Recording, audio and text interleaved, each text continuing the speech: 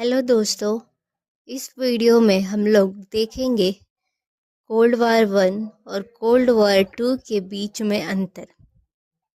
Cold war 1 एक strategic और ideological rivalry थी यूएसए और यूएसएसआर के बीच में, जो कि स्टार्ट होता है वर्ल्ड वार 1 और वर्ल्ड वार 2 के बाद में।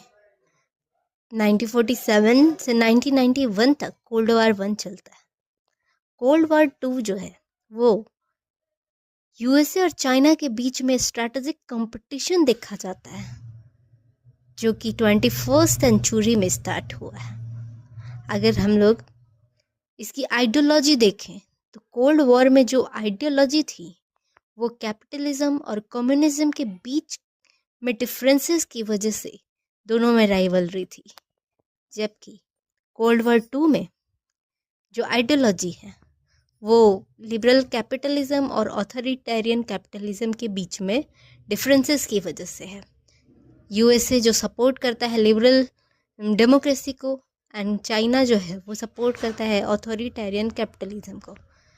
अगर हम लोग नेचर देखें जो कोल्ड वार 1 और कोल्ड वार 2 का है, तो कोल्ड वार 1 में कम्प्लीटली बाइपोलैरिटी देखा जाता है, जबकि कोल्ड वार 2 में multipolar tendency, because no country is superpower in 21st century.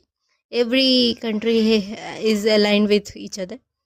And अगर हम लोग इकोनॉमिक रिलेशन देखें तो कोल्ड वार 1 में बहुत कम इकोनॉमिक इंटरेक्शन था, जबकि कोल्ड वार 2 में डीप इकोनॉमिक इंटरेक्शन देखने को मिलता है, इंटरडिपेंडेंस देखने को मिलता है। कोल्ड वार 1 जो है मेजरली फोकस था मिलिट्री पे, न्यूक्लियर आर्म रेस पे, जबकि कोल्ड वार 2 जो है वो हाइब्रिड वारफेयर और साइबर क्राइम से रिलेटेड है।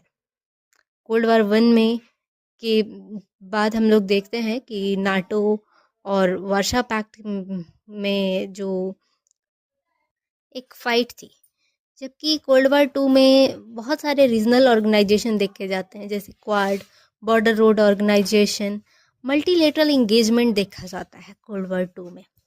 कोल्ड वार 1 में न्यूक्लियर और कन्वेंशनल वेपन देखे गए थे, जबकि कोल्ड वार 2 जो है इसमें जो डेवलपमेंट से इसको मेज़र किया जाता है कि which country is developing much and faster.